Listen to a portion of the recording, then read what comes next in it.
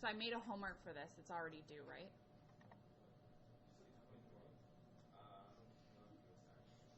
It's assigned, but maybe I didn't make a due date. Okay, so we'll finish it today and then we'll have a due date. Okay? Which will probably be Monday. Okay. 6.2, there's a due date, right? 6.2 is due Friday. Okay, so 6.2 is due Friday, and then this 6.3 will finish today, and it will be due on Monday. Okay, so we're doing volume by slicing. We have this beautiful shape, and we've looked at slices of it, and the slice of it is a cylinder.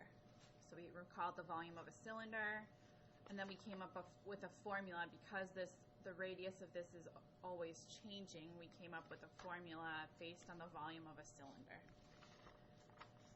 Wait, on that last example that we did with the Y? This one? What? No, the last example. Okay, so let me just keep refreshing, Okay. and then we can go to it. Okay, so then we did the washer method if we had a hollowed out center. We have to look at the big radius and the little radius, right? And that's how we determine this. The big radius, the little radius. We're subtracting the volume of two cylinders, right? Here we have the volume of the bigger cylinder. There we have the volume of the little cylinder, so that we're getting the volume of just the solid area, right? Are we on the same page? We're good? Okay, so then we did an example. So this is the washer method. This is the formula for the washer method. You have to know it's the big radius squared minus the little radius squared, right? And then we did an example in terms of y. So this is if we're rotating around the y-axis. Okay, Caleb, you had a question? I got my grasp. Okay. Okay, so we had the washer method if we're rotating around the x-axis. We have the washer method if we're rotating around the y-axis. But what if we're rotating around something a little bit different? So let's talk about that. So this is C. Rotating around other axes. Okay.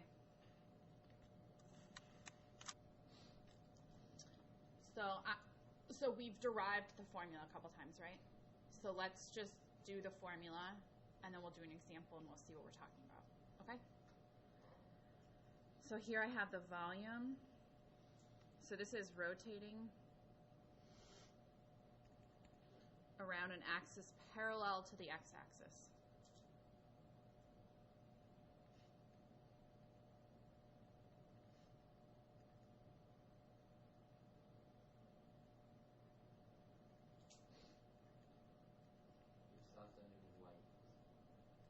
Good. So a line that's parallel to the x-axis looks like what? Caleb already asked the question. It looks like y equals, right? So y equals a number is a line that's parallel to the x-axis, right?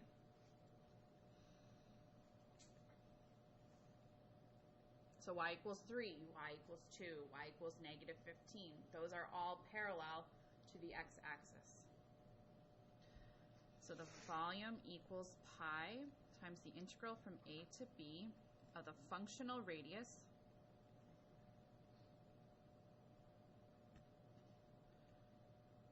functional capital R squared minus functional radius. Oh man. Let's just get a redo on that.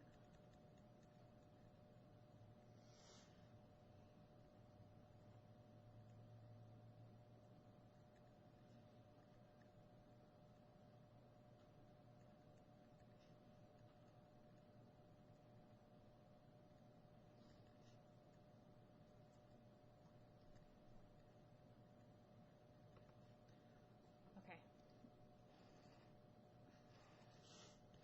So again, everything's in terms of x. Pi, these are my a and b are x bounds, dx. These functional radii, they're all in terms of x. Okay, what do we mean by functional radius?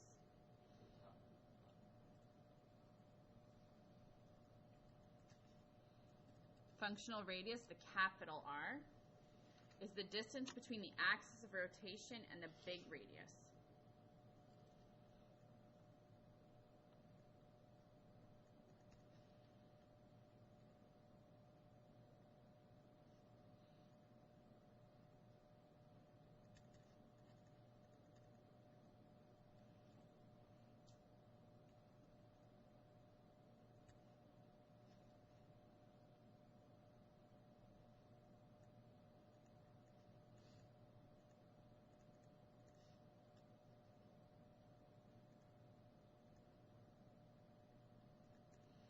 And Caleb just said that's a top minus bottom.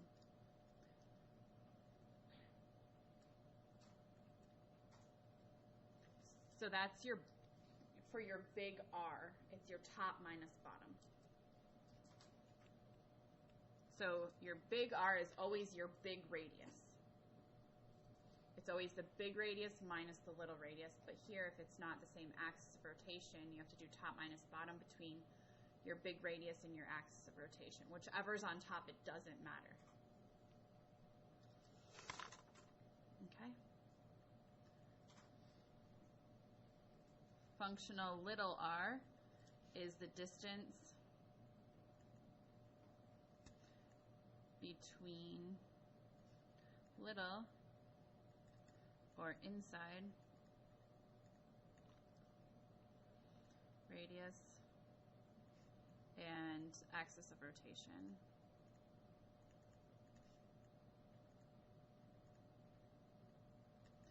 And again, that's a little r, and that's a top minus bottom.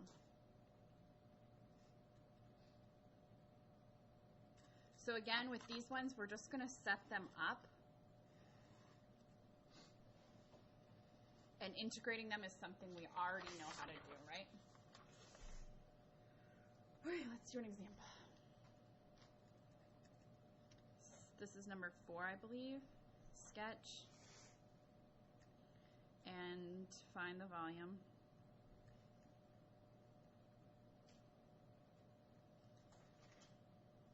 Created by rotating the area bounded by the curves y equals 1 over x, y equals 0, and x equals 1.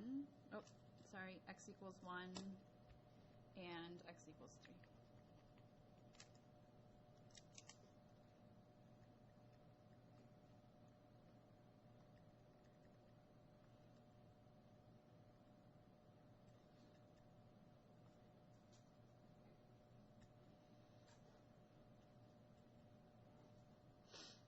So we're going to call this A. So we're going to do 2 separate problems. We're going to rotate it around the line y equals -1, and then we're going to rotate it around another line. Either way, the first step, so let me just write A and B. The second part we're going to do is y equals 10. Okay? First step is draw the picture. So everybody get out your calculator. This is something we need to be comfortable doing, right? Get out your calculator. Make sure you know how to use it.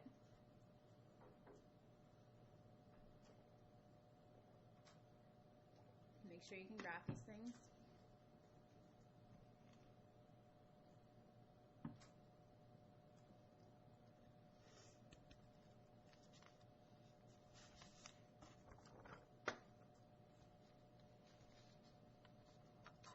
Then let's just set up the integrals. Okay, so here's my picture.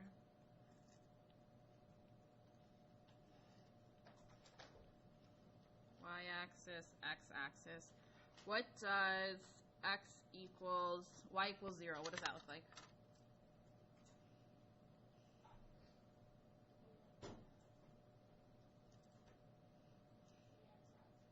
x-axis. So this is y equals 0. Oops. Thanks.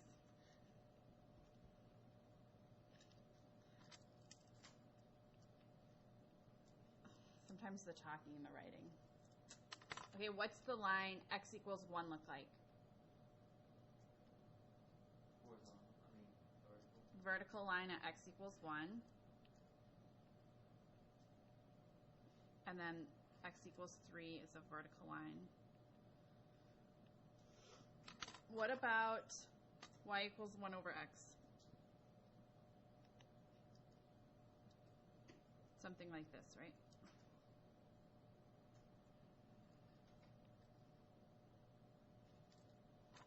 So I want this area to rotate around a couple different things. Okay, what does where's y equals 1? Right here, right? Or y equals negative 1, I'm sorry. So I want to rotate it around this axis. I always like to draw my little circle thing where I'm rotating it. Okay, so once I draw the picture, I need to identify the big radius and I need to identify the small radius. So here's my capital R, and here's my lowercase r. Okay? So now I'm going to do for part A. Okay? Volume equals the integral of, or pi times the integral from A to B. These are all x values. So what are my x values for my bounds? 1 to 3, because those are my x values, right? Of my big radius. Well, my big radius, it needs to be a top minus bottom between the radius and the axis of rotation. When I'm doing that, I'm essentially shifting everything up, is what we're doing when we do a top minus bottom. So my big radius is 1 over x minus the axis of rotation, so minus negative 1, which is plus 1 squared, minus the little radius, which is y equals 0, minus negative 1 squared dx. Okay?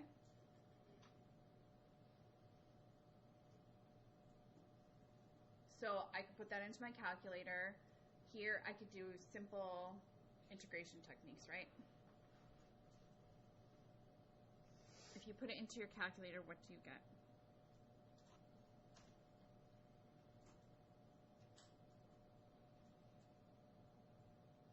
This is the time to check your calculator skills too, right?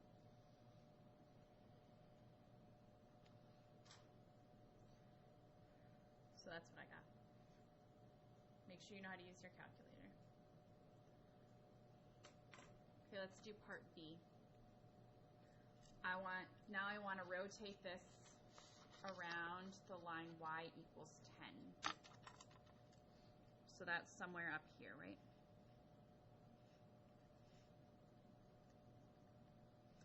So if I rotate it around here, what's my big radius and what's my little radius? Gotta draw it, right?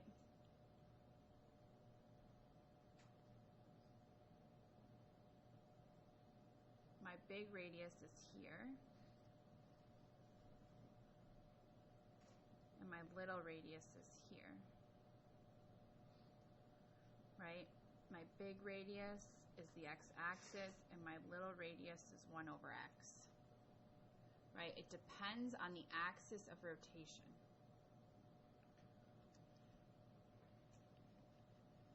For what your big radius is and what your little radius is. Okay? So now when I'm doing my big radius, it's top minus bottom between your axis of rotation and your actual radius, right? Okay, so volume equals pi. It's all in terms of x, so my x bounds stay the same.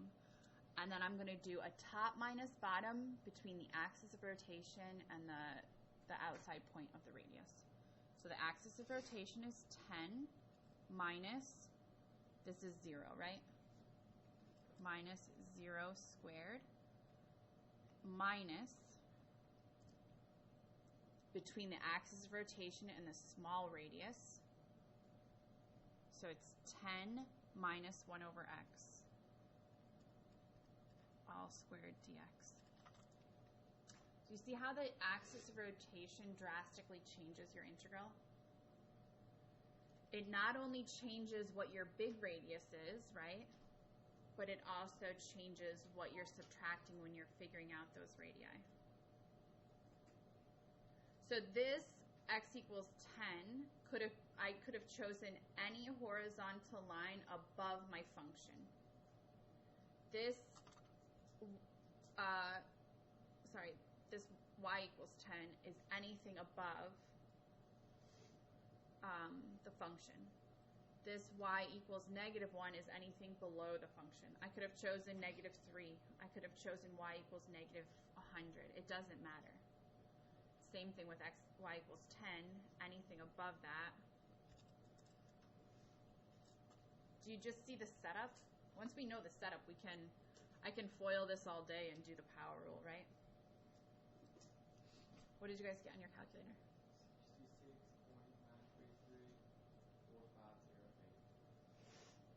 66.9334508. What are my units on volume? Cubed. Units cubed, right? Okay. 4, 5. What?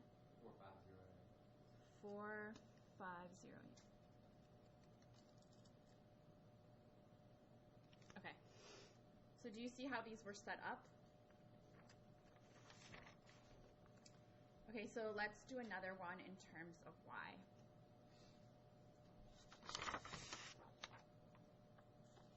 Okay. So rotating around an axis parallel to the y-axis, which looks like what? X equals a number.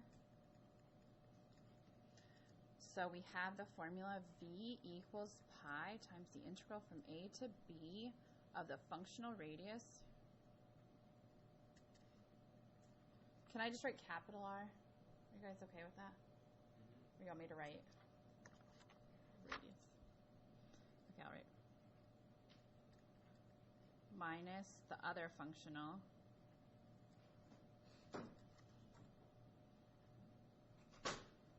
d what? dy. Good. Okay, and again, the functional radius is the big radius. Distance between big radius or the outside radius and the axis of rotation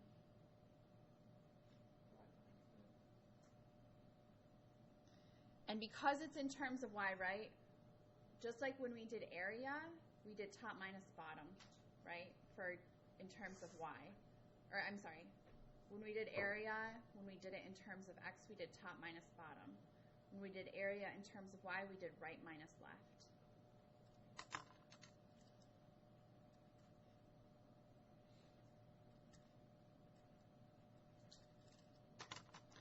And then the same thing for the little radius. Distance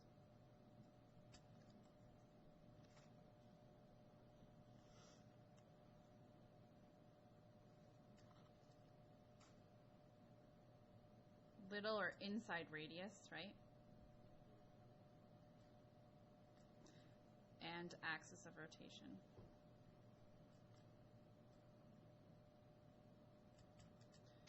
So little r is, again, it's right minus left.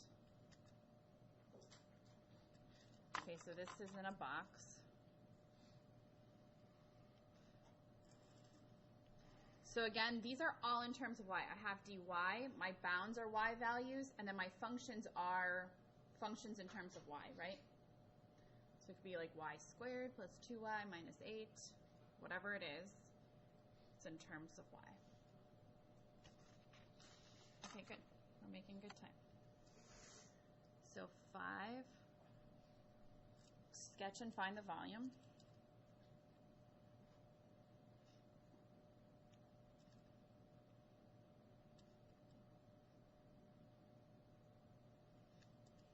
Created by rotating the area bounded by the curves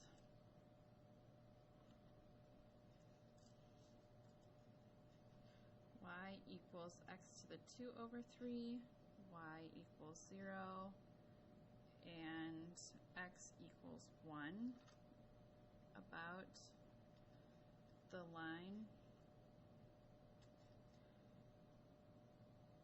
x equals 4, so that's A, and B, x equals negative 2. First step, always draw the picture, right?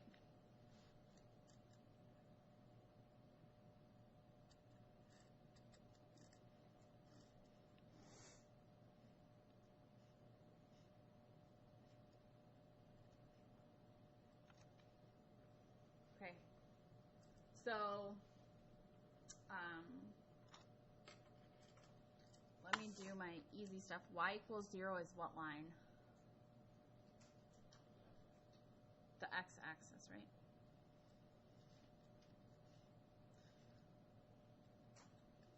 X equals 1. Let me do it a little bigger.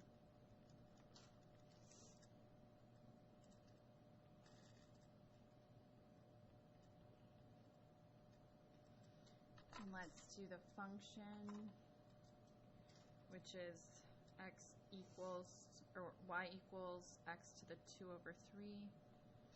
It's just like this.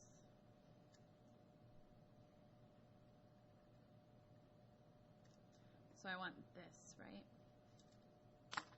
And first, we're going to rotate it around the axis, which obviously my picture is not to scale. X equals 4.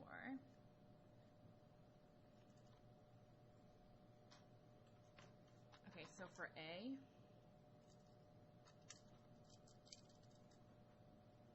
do you guys want to try this one on your own? So there's one tricky part for this, and it's making sure everything's in terms of y, right? So make sure all your stuff is in terms of y. I'll write my answer out, but only look if you need a hint.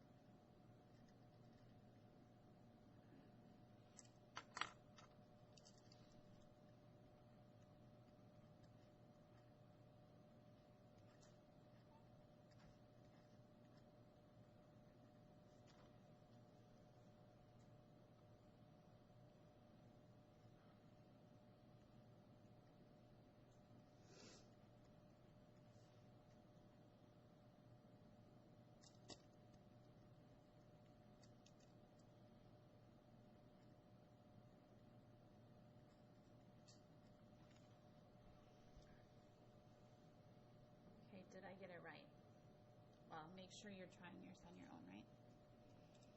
Draw the picture. You have to draw the picture. You have to label your big radius and your little radius. If you're not doing that, there's no way you're going to get it right. So everybody take another minute. Think about it.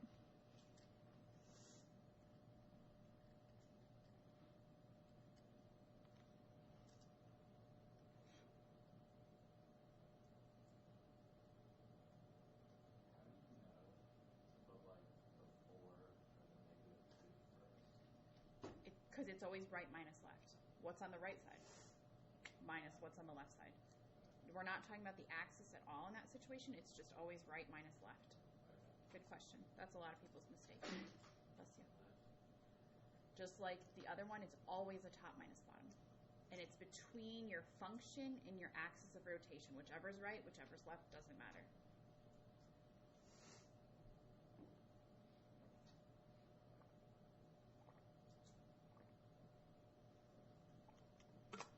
What did you get in your calculator for the last one? What is it? 9.896,016,017. Something. I didn't do that one in my calculator, so. Okay, did you guys get it? Yeah? Josh, how you doing? Okay. So it's typically really hard for people. But you just have to do enough practice to be comfortable with it.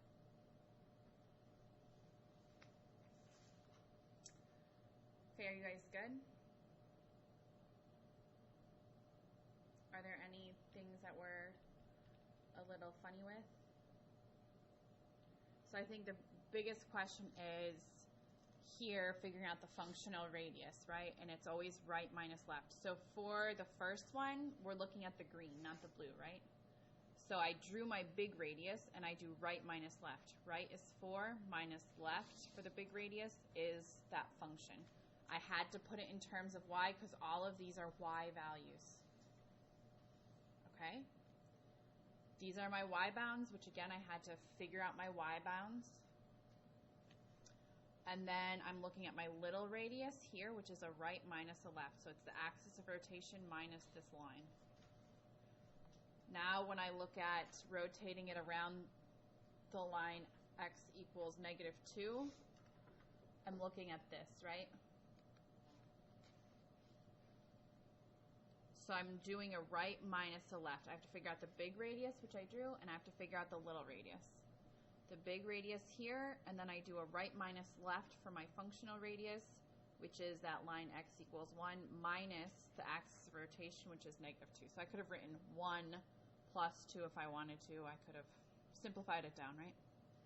Then here, the small radius, little r, between my function and my axis of rotation, I do the function minus the axis of rotation because that's a right minus left squared. Okay, are we good? So a lot of these, you have to draw the picture. I can't stress it enough. You have to draw the picture. You have to label your big X radius and your little radius, and then you have to just know it's right minus left, right? After that, what? 1 minus -2, that's 1 plus 2, which is 3 squared.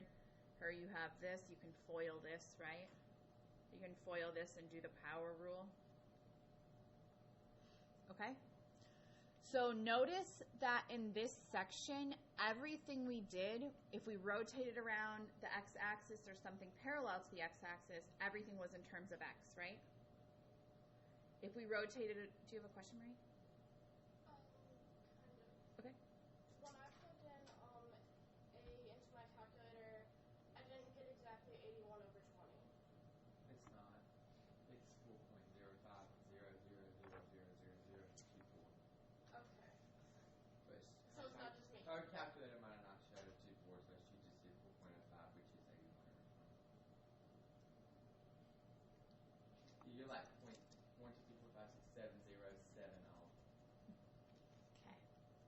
Something. The most important part of this, though, is setting up the integral, right? because after that we can integrate it analytically, right? Your calculator also does an approximation, right? When it's doing the integral, I think it does Simpson's rule when it does the integral. Like there's ways to set it up so you do Simpson's rule with however many partitions you need to get it exact to a certain decimal place. So I think your calculator either does Simpson's rule or something like that. Okay. You feeling good? Okay, so this section, like I said, if we were rotating around the x-axis or something parallel to the x-axis, we were able to get our functions in terms of x, right? If we were rotating it around the y-axis or something parallel to the y-axis, we were able to get our function in terms of y. What if that's not a possibility, though? Right? What if I want to rotate it around the x-axis, but I can't get my function in terms of x? Well, that's going to be the next section. It's 12.72, 345. This? Yeah. 12.72, 3, 4, 5, 4, 5, 0, 3, 2. 0, 3, 2. Okay. Maybe I did it exactly or something. I don't know. Well, some don't show as many decimal places, and there were a lot of zeros behind that 5. Okay. All right, so let's do section 6.4. Volume by shells.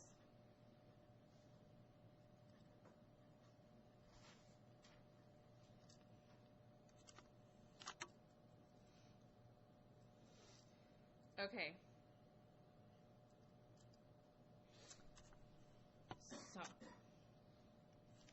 the shell method is used to calculate volume when rotating around the y-axis or something parallel to the y-axis when we can't get our function in terms of x. Or when our function is in terms of x, but we're unable to solve for x. So we can't get our function in terms of y. Let me write that down.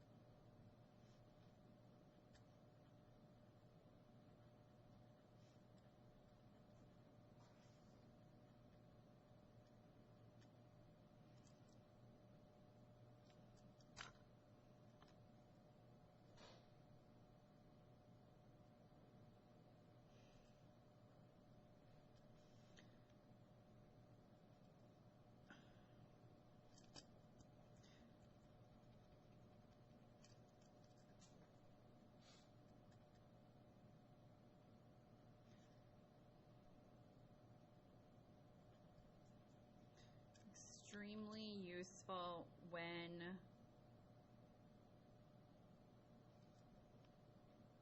we have a function in terms of x and are unable to solve for x. Right? I can't get x equals in this situation.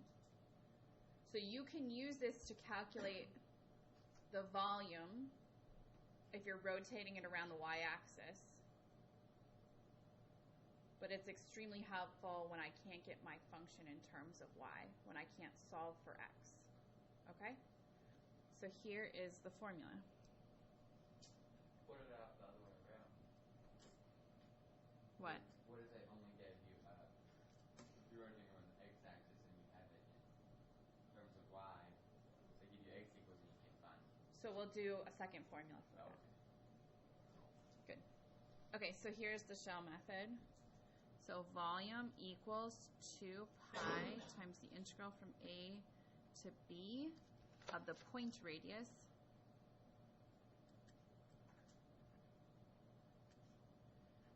times f of x minus g of x dx. Okay. So I have 2 more minutes. So the point radius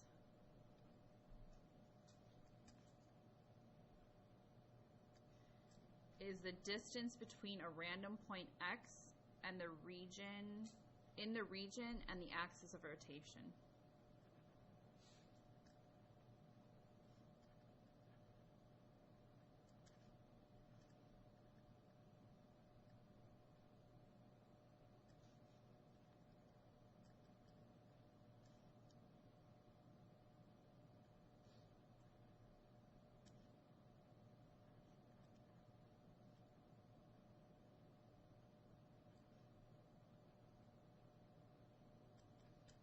So the distance between some point x in the region and the axis of rotation, so this is going to be a right minus left.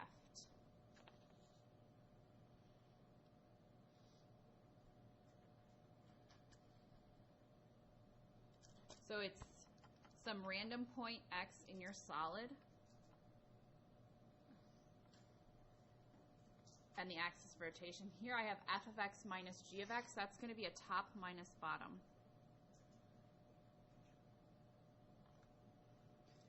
Okay? So this is something we need to memorize.